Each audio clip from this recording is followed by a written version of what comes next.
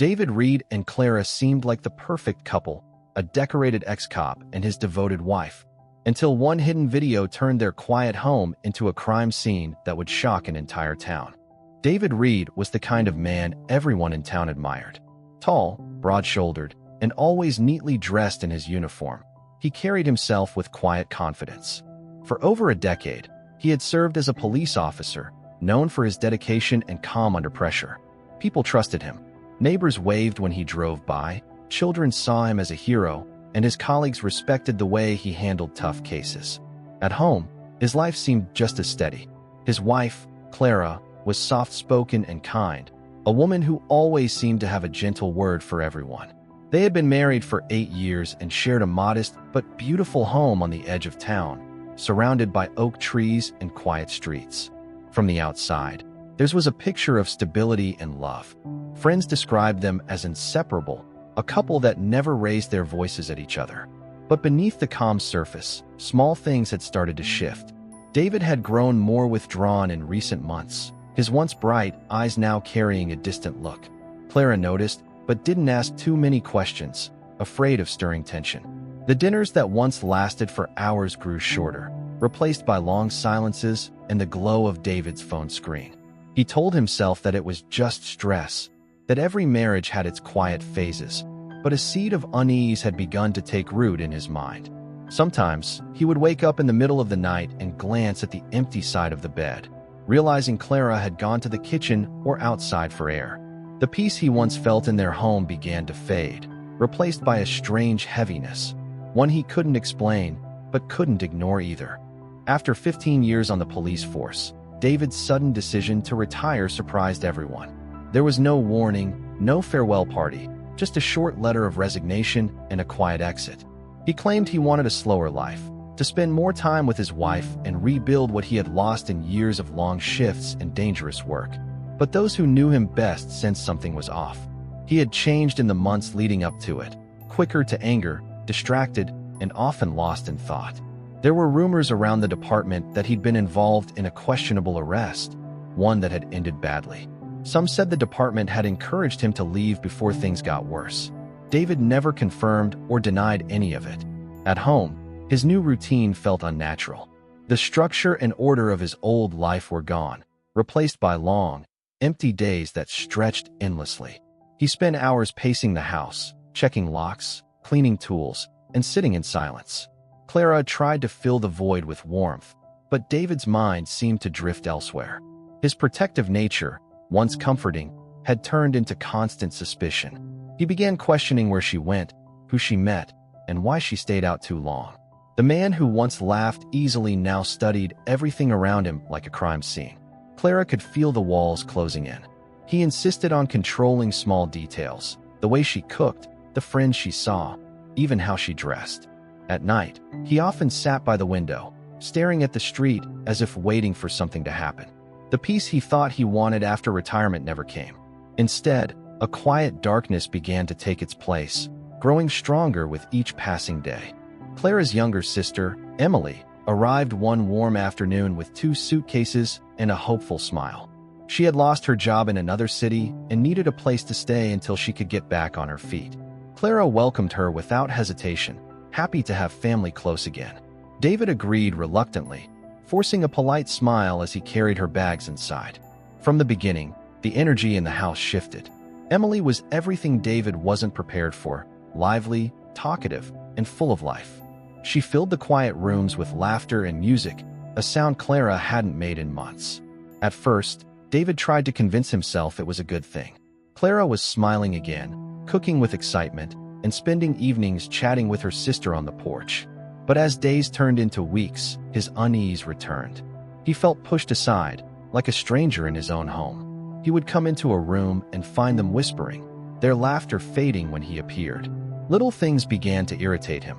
The sound of Emily's voice, the way she left her belongings around, the casual comfort she had in his space. He started to watch more closely. Every movement, every word, became a puzzle he wanted to solve. Sometimes he would listen from another room, convinced they were talking about him. The tension built quietly, hidden behind polite smiles and morning greetings. Clara didn't notice how much he had begun to retreat into himself, how often he sat alone in the garage just staring at nothing. Emily, on the other hand, seemed unaware of the danger building under the surface. Her presence had awakened something in David, not desire, but resentment, a slow, creeping feeling that he was losing control over everything that once belonged to him. As the weeks passed, the atmosphere in the house grew heavier. David could feel a distance forming between himself and Clara, a space that seemed to widen every day. The laughter that once filled their evenings now came only from behind closed doors, where Clara and Emily spent hours talking, watching movies, and sharing secrets. David told himself it was harmless, but deep down, something about their closeness unsettled him. He started to notice small things, the way their eyes met, the quick smiles that faded when he entered the room, the subtle change in Clara's tone when she spoke to her sister. He began spending most of his time in the garage, where he kept his old police gear, trophies, and files from past cases. Surrounded by relics of his former life, he felt a twisted sense of control. He would clean his service pistol with mechanical precision, line up his badges, and reread old reports as if reliving the certainty that used to define him. The house, once his sanctuary, now felt like a place he didn't belong. Every sound became a trigger: laughter from the living room, whispers from the kitchen, footsteps in the hall. He convinced himself they were hiding something, that there was a secret being kept from him. The paranoia grew quietly, shaping his thoughts until he could no longer separate imagination from truth. Clara noticed the way he watched them, his expression cold and distant, but she said nothing, afraid of provoking him. Emily brushed off the tension, unaware of how deep his suspicions had become. What neither of them realized was that David's silence wasn't peace, it was pressure building. Every restrained word, every quiet glance, was leading him closer to a breaking point he wouldn't be able to control. One sleepless night, David sat alone in the dim light of his study, the glow of his laptop reflecting off his face. His thoughts raced with suspicion and anger, feeding on every small moment that had bothered him over the past weeks. He remembered that years ago, he had installed a set of security cameras around the house, an old habit from his police days. Without knowing exactly why, he opened the surveillance folder and began scrolling through recent footage. At first, there was nothing unusual, ordinary moments of daily life, meals, and quiet evenings. But then, as the timestamp shifted to a late hour, the images changed. He froze as he watched Clara and Emily together in the living room, their movements intimate in a way that made his chest tighten. His mind refused to accept what his eyes were seeing. He played the footage again, then again, each time feeling a new wave of disbelief and rage. His breathing grew heavy, his vision blurring as the room seemed to spin around him. In that moment, every fear, every doubt, solidified into a single, burning certainty: he had been betrayed. He spent the rest of the night in silence, staring at the paused frame on the screen. Memories of his years in the force came flooding back. The cheaters he'd arrested, the domestic calls that ended in violence, the faces of men who'd lost everything to betrayal. By morning, the decision had formed in his mind, cold and irreversible. He went to the garage, opened a small lockbox, and pulled out his old service pistol. His hands trembled as he loaded each bullet with slow, deliberate care. In his mind, this wasn't just punishment, it was justice, twisted by pain and pride beyond repair. The night of the murders began like any other. Rain drizzled softly against the windows, and the air carried a heavy stillness. David sat alone in the living room, motionless, the gun resting on his lap. The television flickered without sound, casting shifting shadows across the walls. Hours passed in silence until he finally heard the front door open. Clara and Emily stepped inside, their laughter light and careless, unaware of the storm waiting for them. David's heartbeat pounded in his ears as he listened to them talk in the hallway. Each sound fed his fury, each giggle echoing like a mockery. He rose slowly, gripping the pistol so tightly that his knuckles turned white. His face was blank, but inside, his mind burned with chaos. When Clara entered the room first, surprise flickered across her face. Emily followed seconds later, confusion giving way to fear as she saw the weapon in his hand. The silence that followed was unbearable, a stillness so sharp it felt alive. Then, In one swift, uncontrollable moment, David raised the gun and pulled the trigger. 2 gunshots shattered the quiet night, followed by a third that ended it all. Neighbors, startled by the noise, called the police, reporting screams and the sound of breaking glass. When officers arrived, they found the front door unlocked and the living room drenched in the cold glow of the television. Clara and Emily lay lifeless on the floor, their hands inches apart. David sat beside them, covered in blood, staring blankly ahead. He didn't run or speak. He didn't even seem to breathe. To the officers, it was clear whatever had happened in that house was not just a crime of passion, but the final collapse of a man who had completely lost himself. At the police station, David remained silent. He was placed in a small gray room with no windows, his clothes still stained with blood. The officers who had once worked beside him now looked at him with disbelief. He didn't resist arrest, didn't ask for a lawyer, didn't even flinch when they read him his rights. He just sat there, staring at his hands as if seeing them for the first time. When the detectives tried to question him, he gave short, detached answers or none at all.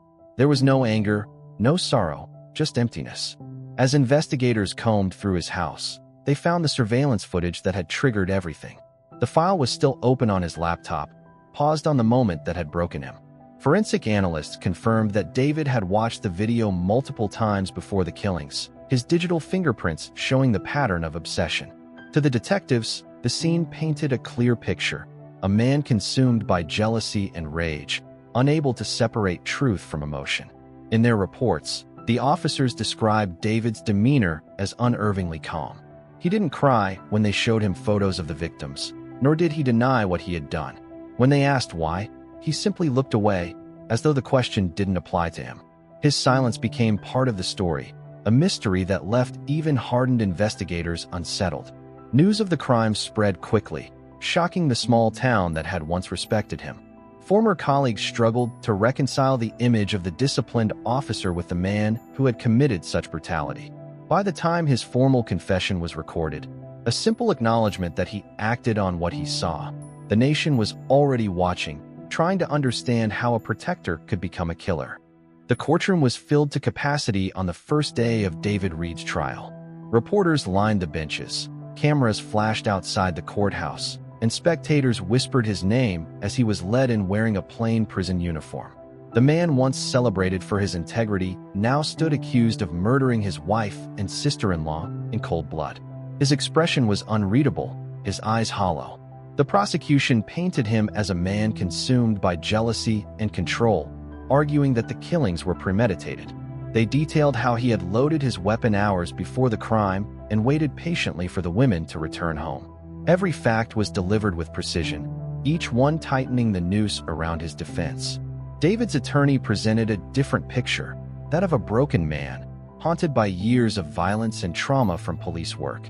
He claimed David suffered from post-traumatic stress and emotional instability, arguing that the shocking discovery had triggered a temporary loss of control. The courtroom listened in silence as psychological experts debated whether he acted out of insanity or pure rage. When the footage from his laptop was shown, the audience gasped. The grainy images, though blurred, conveyed enough to stir unease. Clara's family wept quietly, while David sat motionless, eyes fixed on the screen as if reliving the moment. After weeks of testimony, the jury deliberated for 2 days. When they returned, the verdict was swift, guilty on all counts. As the judge read the sentence of life without parole, David didn't react. There were no tears, no protest, only the faint rise and fall of his chest. Outside the courthouse, the public debated whether justice had truly been served, but inside the courtroom, there was only silence, the final echo of a life irreversibly destroyed. Months after David's conviction, the case seemed closed. The town had moved on, and the media turned to news stories. But inside the police archives, a young investigator named Ryan Torres began reviewing the digital evidence for training purposes. As he studied the surveillance files, something caught his attention: a small irregularity in the timestamps. Several clips appeared slightly mismatched, overlapping by seconds, as if edited together. Curious, he ran a forensic analysis on the footage, and what he discovered changed everything. The files had been tampered with. Fragments from different days had been stitched together to create a false narrative. Digging deeper, Ryan traced the source of the interference to a remote access connection from months earlier. The address linked to a man named Kyle Mercer, a former convict David had arrested years ago in a domestic violence case. Mercer had served time because of David's testimony, losing his job and family in the process. Now, it appeared he had found a cruel way to take revenge. Using basic hacking tools, he accessed the old security system, pulled random clips of Clara and Emily, and edited them to look like something scandalous. He then left them in the folder, knowing David's suspicious nature would eventually lead him there. When Ryan presented his findings, his supervisors were stunned. The evidence confirmed that David's perception of betrayal had been based on lies. The footage that had driven him to murder was nothing but manipulation. Yet, by the time the truth emerged, the damage was irreversible. The courts acknowledged the discovery but ruled that it didn't change the outcome. David had still chosen to kill. The revelation only deepened the tragedy, turning a crime of passion into one of the most haunting deceptions the town had ever known. Years passed, and David Reed's name slowly faded from headlines, becoming just another story in the long list of true crime tragedies. Inside prison, he lived quietly, avoiding fights and speaking only when necessary. Guards described him as polite but distant, a man trapped in an endless loop of regret. Every night, he replayed the events that had destroyed his life, trying to make sense of the moment he lost control. The truth about the manipulated footage reached him through a letter from his former lawyer. For days, he refused to believe it. When it finally sank in, the realization crushed what little remained of him. He had killed the only people who had ever truly loved him, all because of a lie. Outside, the town remained scarred by what had happened. The Reed home was eventually sold, but neighbors said the lights often flickered at night, as if the past refused to rest. Clara and Emily's graves became a quiet place for visitors who left flowers and whispered prayers. Some pitied David, others despised him, but everyone agreed the story had changed how they viewed trust and betrayal. In his final years, David wrote a short letter to the families he had destroyed, apologizing without excuses. He asked for no forgiveness, only that they remember the women as innocent.